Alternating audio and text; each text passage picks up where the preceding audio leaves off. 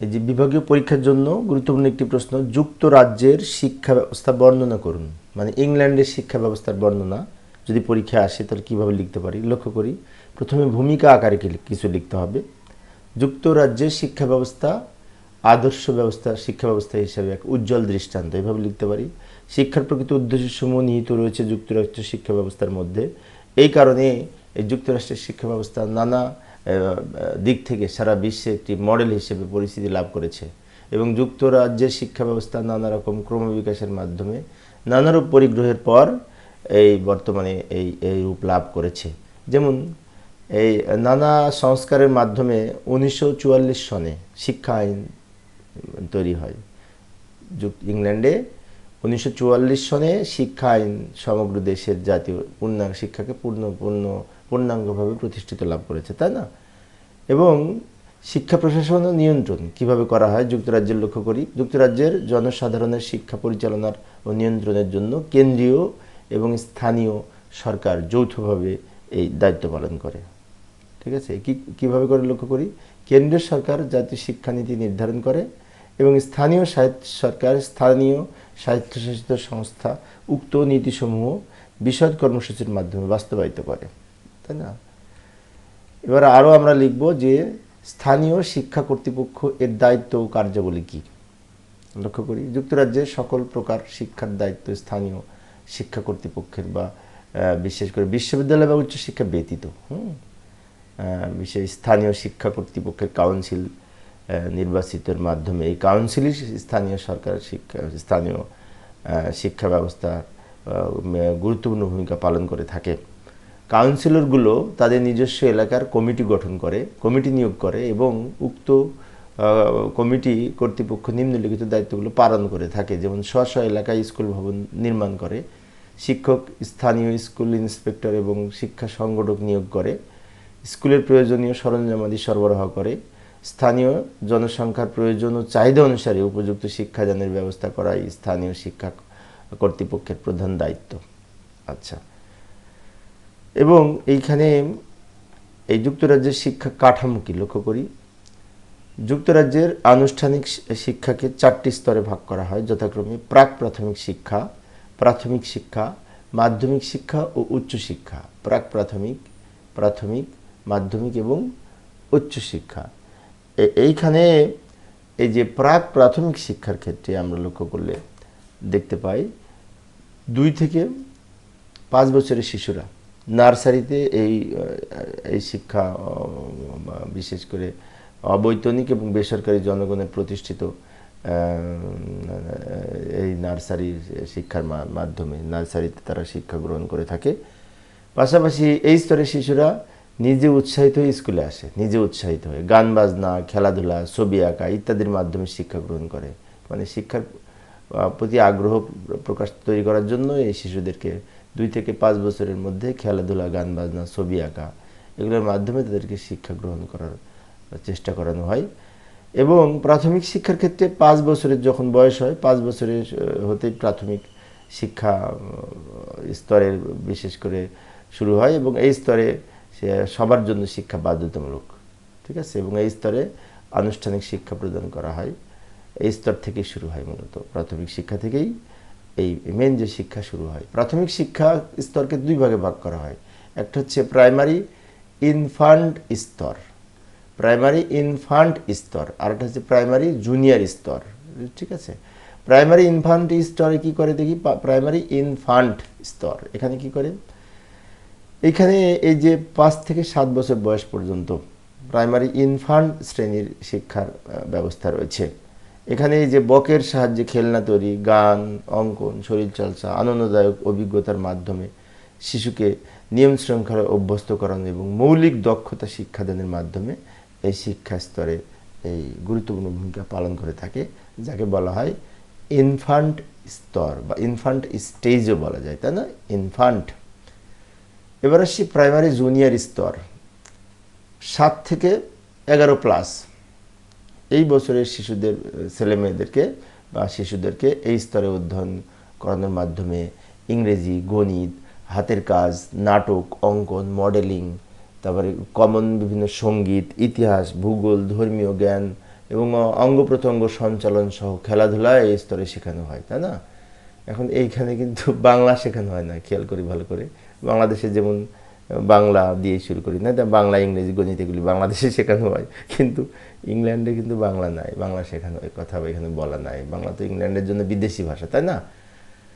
আচ্ছা, উন্নত শিক্ষা পদ্ধতি এবং শিক্ষা উপকরণ ব্যবহার করে শ্রেণীকক্ষে শিক্ষাদান করানো হয় এই জুনিয়র স্তরে, বিশেষ করে প্রাইমারি জুনিয়র স্তরে। এবং জুনিয়র স্কুলের সর্বশেষ দুটি শ্রেণীতে মৌলিক শিক্ষাদানের উপর জোর দেওয়া হয়, কারণ জুনিয়র স্কুল পাশ করার পর গ্রামার টেকনিক্যাল এবং পাবলিক স্কুলে ভর্তি হতে চাইলে 9 সদস্য বিশিষ্ট যাচাই পরীক্ষায় এই অংশগ্রহণ করতে হয় বা উত্তীর্ণ হতে হয়, ঠিক আছে?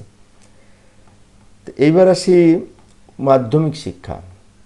এটি মাধ্যমিক স্তরের, এটি প্রাথমিক স্তরের পরের শিক্ষা, তাই না? মাধ্যমিক, এবং যুক্তরাজ্যের ছেলেমেয়েরা বিভিন্ন প্রকার মাধ্যমিক স্কুলে লেখাপড়া করে। বিভিন্ন প্রকার মাধ্যমিক স্তর কিন্তু যুক্তরাজ্যে বেশ কয়েক প্রকার আছে। যেমন এটা হচ্ছে কান্ট্রি কম্প্রিহেন্সিভ স্কুল, এখানে 70% ছেলেমেয়ে লেখাপড়া করে। Country comprehensive school. তবে এই যে কম্প্রিহেন্সিভ স্কুলে সাধারণত 11 থেকে 18 বছর পর্যন্ত এই সম্পূর্ণ মাধ্যমিক স্তরের শিক্ষা ব্যবস্থা এইখানে লেখাপড়া করে থাকে, মানে ম্যাক্সিমাম ছেলেমেয়েরা এইখানে পড়ে। তার নাম হচ্ছে কান্ট্রি কম্প্রিহেন্সিভ স্কুল। এবং এই মিডল স্কুল থেকে বিশেষ করে ছেলেমেয়েরা সিনিয়র কম্প্রিহেন্সিভ স্কুলে প্রবেশ করে থাকে, যথাক্রমে এই যে 16 থেকে 18 বছর শিক্ষা সমাপ্ত করার পর, ঠিক আছে? অর্থাৎ 11 থেকে 18 বছর পর্যন্ত এই কান্ট্রি কম্প্রিহেন্সিভ স্কুলে লেখাপড়া করে থাকে। এর মধ্যে মিডল হতে বিশেষ করে সিনিয়রে প্রবেশ করে এই 16 থেকে 18, এবং 11+ ফলাফলের ভিত্তিতে, 11+ পরীক্ষার ফলাফলের ভিত্তিতে এই যে গ্রামার, মডার্ন টেকনিক্যাল স্কুলে ভর্তি করানো হয়। আবার যাদের বয়স 11+ তাদেরকে ভর্তির ফলাফলের ভিত্তিতে গ্রামার স্কুল, টেকনিক্যাল স্কুলে ভর্তি করানো হয়। তো এই বিষয়গুলি আমরা সুন্দরভাবে লেখার চেষ্টা করব যদি পরীক্ষায় আসে। বা গ্রামার স্কুল, শিক্ষার্থীদের জন্য গ্রামার স্কুল বেশ গুরুত্বপূর্ণ। বেসরকারি প্রতিষ্ঠান গ্রামার স্কুল পরিচালনা, বেসরকারি প্রতিষ্ঠানসমূহ এই সমস্ত গ্রামার স্কুল পরিচালনা করে থাকে, এবং 5 বছর পর্যন্ত এখানে পড়ানো হয়। গভীর জ্ঞান অর্জন, বুদ্ধিমত্তা ও নেতৃত্বের গুণ বিকাশে এই ছাত্রছাত্রীদের সহায়তা করা হচ্ছে গ্রামার স্কুলের মূল উদ্দেশ্য। গ্রামার স্কুল মানে এখানে শুধু গ্রামার শেখানো হয় তাই না। গ্রামার স্কুল হচ্ছে এখানে বেসরকারিভাবে পরিচালিত, বিশেষ করে খুব গুরুত্বপূর্ণ ভূমিকা পালন করে থাকে। 5 বছর পর্যন্ত পড়ানো হয়। যেমন এই গ্রামার স্কুলে ইংরেজি সাহিত্য, বিদেশি ভাষা, ক্লাসিক্যাল ভাষা, পদার্থবিদ্যা, রসায়ন, জীববিদ্যা, ভূগোল, গণিত, ইতিহাস, শিল্পকলা, সঙ্গীত ইত্যাদি বিষয় এই গ্রামার স্কুলের পাঠ্যক্রমের অন্তর্ভুক্ত করা হয়েছে। গ্রামার স্কুল শেষ করার 2 বছরে এই একাডেমিক কৃতিত্ব অর্জনের জন্য প্রতি বিশেষ জোর দেওয়া হয়। এই কারণে গ্রামার স্কুল খুবই গুরুত্বপূর্ণ। এবার এই মডার্ন স্কুলগুলো সাধারণত মূলত পরীক্ষণ বিদ্যালয়। 9 সদস্য বিশিষ্ট বাছনিক পরীক্ষা উত্তীর্ণ ছাত্রছাত্রীদের মডার্ন স্কুলে ভর্তি করা হয়। মডার্ন স্কুলের পরীক্ষার মাধ্যমে উত্তীর্ণ হয়ে ভর্তি হতে হয়। এই যে 9 সদস্য বিশিষ্ট বাছনিক পরীক্ষা উত্তীর্ণ হয়ে ছাত্রছাত্রীরা মডার্ন স্কুলে ভর্তি হয়। এখানে মডার্ন স্কুলে কী কী পড়ানো হয়? ইংরেজি কথন, তারপর হচ্ছে কি যে সমাজ পাঠ, স্বাস্থ্য, শারীরিক শিক্ষা, গৃহ বিজ্ঞান, হিসাব রক্ষণ, বাণিজ্যের বিষয়, চারুকলা, পরিবেশ পরিচিতি, ভূগোল, সঙ্গীত এবং কর্মসংশ্লিষ্ট বিভিন্ন বিষয় এই অধ্যয়নের ব্যবস্থা রয়েছে মডার্ন স্কুলে। তো মডার্ন স্কুলটাও কিন্তু গুরুত্বপূর্ণ। প্রধান শিক্ষক, অন্যান্য শিক্ষক, স্থানীয় শিক্ষক কর্তৃপক্ষ সম্মিলিতভাবে এই মডার্ন স্কুল এর পাঠ্যক্রম প্রদান করে থাকে, ঠিক আছে? এবার আসি টেকনিক্যাল স্কুল। টেকনিক্যাল স্কুল হচ্ছে সাধারণ শিক্ষার পাশাপাশি বিভিন্ন প্রকারের টেকনিক্যাল স্কুলের পড়াশোনার সুযোগ রয়েছে ইংল্যান্ডে। শিল্প এবং কারিগরি জীবনের সঙ্গে সম্পর্ক রেখে টেকনিক্যাল স্কুলের বৃত্তিমূলক শিক্ষা প্রদান করা হয়ে থাকে। এখানেও 9 সদস্য বিশিষ্ট বাছনিক পরীক্ষায় উত্তীর্ণ শিক্ষার্থীরাই অধ্যয়নের সুযোগ পায়। তাহলে এই যে বিশেষ করে মডার্ন স্কুল এবং টেকনিক্যাল স্কুলে 9 সদস্য বিশিষ্ট বাছনিক পরীক্ষায় উত্তীর্ণ প্রার্থীরা ভর্তি হওয়ার সুযোগ পায়, এবং এই স্কুলের শিক্ষা অত্যন্ত ব্যয়বহুল। ইংরেজি, গণিত এবং গণিত বিষয় সহ বিভিন্ন উপযোগী বিজ্ঞান, ইতিহাস, ভূগোল ইত্যাদি এই স্কুলের শিক্ষা দেওয়া হয়। এবার আসি উচ্চশিক্ষা। মাধ্যমিক স্তর গেল, এবার উচ্চশিক্ষা। তো উচ্চশিক্ষা গ্রামার স্কুল থেকে পাশ করা ছাত্রছাত্রীরা অ্যাডভান্স লেভেলে, ঠিক আছে, এই লেভেলকে অ্যাডভান্স লেভেল বলে, এবং বিশ্ববিদ্যালয়ের ট্রেনিং কলেজ ও টেকনিক্যাল কলেজে অধ্যয়ন এর সুযোগ পায়। তাহলে গ্রামার স্কুল থেকে পাশ করা ছাত্রছাত্রীরা সাধারণত এই বিশ্ববিদ্যালয়ের ট্রেনিং কলেজ, টেকনিক্যাল কলেজ সহ উচ্চশিক্ষা লাভের জন্য সুযোগ পায়। যুক্তরাজ্যে পাবলিক স্কুলগুলোতে উচ্চতর এবং আধুনিকতম শিক্ষার ব্যবস্থা রয়েছে। পাবলিক স্কুল যেগুলি রয়েছে যুক্তরাজ্যে, সেখানেও কিন্তু আধুনিকতম শিক্ষার ব্যবস্থা রয়েছে। এই স্কুলগুলোতে আবাসিক এবং শিক্ষাক্রম হচ্ছে 7 বছর। তার উচ্চশিক্ষা হচ্ছে 7 বছর এই ইংল্যান্ডে। এবং এই কিছু স্কুল আছে পাবলিক স্কুল, এগুলো আবাসিক। এখানে স্কুল হলেও এখানে কিন্তু উচ্চশিক্ষা গ্রহণ করে থাকে। এছাড়াও রয়েছে যে বিশ্ববিদ্যালয়ের ট্রেনিং কলেজ, টেকনিক্যাল কলেজ, এখানে উচ্চশিক্ষা লাভের সুযোগ রয়েছে। এবার বিশেষ শিক্ষা রয়েছে কিন্তু ইংল্যান্ডে। বিশেষ শিক্ষার মধ্যে শারীরিক ও মানসিকভাবে পঙ্গুদের, সাধারণত মানসিক বৈকল্যের কারণে যারা বিশেষ করে সাধারণ শিক্ষা থেকে বঞ্চিত হয়, যেমন বোবা, অন্ধ, কানা, প্রতিবন্ধী, তাদের জন্য এই যুক্তরাজ্যে আবাসিক এবং অনাবাসিক স্কুলের ব্যবস্থা রয়েছে। এদের মধ্যে এই হাসপাতাল স্কুল, দিবা স্কুল, বোর্ডিং স্কুল রয়েছে। এবং সমাজে বসবাস করার উপযোগী প্রতিদান করা এই শিক্ষার্থীদের হচ্ছে শিক্ষার মূল উদ্দেশ্য, সমাজের সাথে তাদেরকে তাল মিলিয়ে তাদেরকে শিক্ষা দেওয়ার, তাই না? এবার আছে প্রশিক্ষণ, বিশেষ প্রশিক্ষণ। যুক্তরাষ্ট্রের শিক্ষা ব্যবস্থার জন্য শিক্ষকদেরকে উত্তম রূপে প্রশিক্ষণ প্রদান করা হয়, যার ফলে শিক্ষকদের উৎকর্ষতা বৃদ্ধি পায়। শিক্ষকদের প্রশিক্ষণের যে সমস্ত ব্যবস্থা রয়েছে তা নিম্নরূপ। যেমন প্রাথমিক স্কুলের শিক্ষকদের মানসম্মত শিক্ষা গ্রহণে ও শিক্ষা প্রদানের জন্য কলেজ অফ এডুকেশনকে দায়িত্ব দেওয়া হয়েছে। এবং জেমস রিপোর্টে এই শিক্ষক প্রশিক্ষণের ক্ষেত্রে নিম্নোক্ত সুপারিশগুলো করা হয়েছে।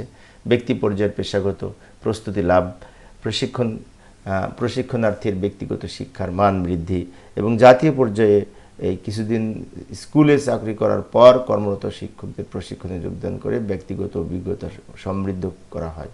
অর্থাৎ জাতীয় পর্যায়ে যারা যে সমস্ত শিক্ষক নিয়োগ পায়, তারা কিছুদিন চাকরি করার পরেই তাদেরকে প্রশিক্ষণে পাঠানো হয়, সে কথা বলছে। এবার আসি পরীক্ষা পদ্ধতি। যুক্তরাজ্যের পরীক্ষা পদ্ধতি তুলনামূলক রচনামূলকের মাধ্যমে নেওয়া হয়। যেমন পঞ্চম শ্রেণী শেষ করার পর 11+ দ্বারা বিভিন্ন প্রকারের মাধ্যমিক বিদ্যালয়ের শিক্ষার্থী নির্বাচন করা হয়। অর্থাৎ পঞ্চম শ্রেণী শেষে 11 শ্রেণী শেষ করার পর 11+ মানে কি 11 বছরের প্লাস হওয়ার পরে তাদেরকে পরীক্ষা দ্বারা বিভিন্ন প্রকার মাধ্যমিকে নির্বাচন করা হয়। যেমন এই যে 9 সদস্য বিশিষ্ট বাছনিক পরীক্ষার মাধ্যমে তাদেরকে পরীক্ষা নিয়ে বিভিন্ন স্কুলে ভর্তি করা হয়। এবং পরীক্ষার মূল বিষয়গুলো হচ্ছে বুদ্ধিমত্তা, মানে আইকিউ, তাই না, ইংরেজি, পাটিগণিত।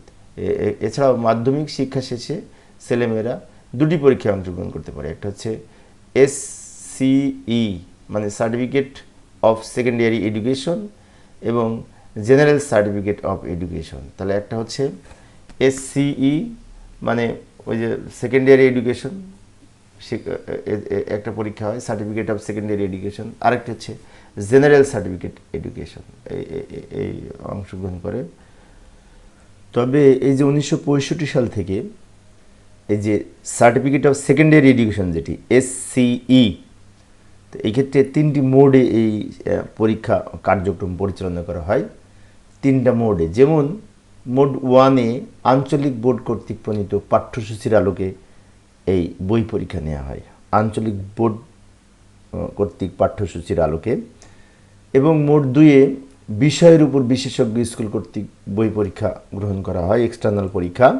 এবং সর্বশেষে স্কুল কর্তৃক প্রদত্ত পাঠ্যসূচি অনুসরণে আঞ্চলিক বোর্ডের মডারেশন ওই স্কুল কর্তৃপক্ষের পরীক্ষকের ভিত্তিতে এই পরীক্ষাগুলি নেওয়া হয়। অর্থাৎ এখানে বলতে যাচ্ছে 3টা মোডে পরীক্ষা নেওয়া হয়। প্রথমটি হচ্ছে আঞ্চলিক বোর্ড কর্তৃক তৈরিকৃত পাঠ্যসূচির আলোকে বই পরীক্ষা। আরেকটি হচ্ছে বিশেষজ্ঞ স্কুল কর্তৃক গঠিত বই পরীক্ষা। এবং আরেকটা হচ্ছে যে স্কুল কর্তৃক যে পাঠ্যসূচি অনুসরণ করা হয় এর আলোকে আঞ্চলিক বোর্ডের মডারেশন ও স্কুল কর্তৃপক্ষের পরীক্ষকের, আঞ্চলিক বোর্ডের মডারেশন এবং স্কুল কর্তৃপক্ষ দুটো সমন্বয়ে আবার একটা পরীক্ষা, 3টা মোডে পরীক্ষা নেওয়া হয়। তো এইভাবে আমরা আলোচনা করতে পারি। পরিশেষে বলা যায় যুক্তরাজ্যের শিক্ষা ব্যবস্থা বর্তমান সবার কাছে একটি আদর্শ গ্রহণযোগ্য শিক্ষা হিসেবে বিশেষ করে বিবেচিত, এবং এটি একটি আদর্শ শিক্ষা ব্যবস্থা হিসেবে সারা বিশ্বে পরিগণিত। তো এইভাবে আমরা আলোচনা করতে পারি। তো এর পরবর্তীতে আরও একটি প্রশ্ন, সেটি হচ্ছে এই বাংলাদেশের শিক্ষা ব্যবস্থা এবং যুক্তরাজ্যের শিক্ষা ব্যবস্থার মধ্যে তুলনামূলক পার্থক্য আলোচনা করুন বা তুলনামূলক বিবরণ বর্ণনা করুন। এইভাবেও কিন্তু অনেক সময় প্রশ্নে আসে। তো এই প্রশ্নটি পরবর্তীতে আলোচনা করার চেষ্টা করব।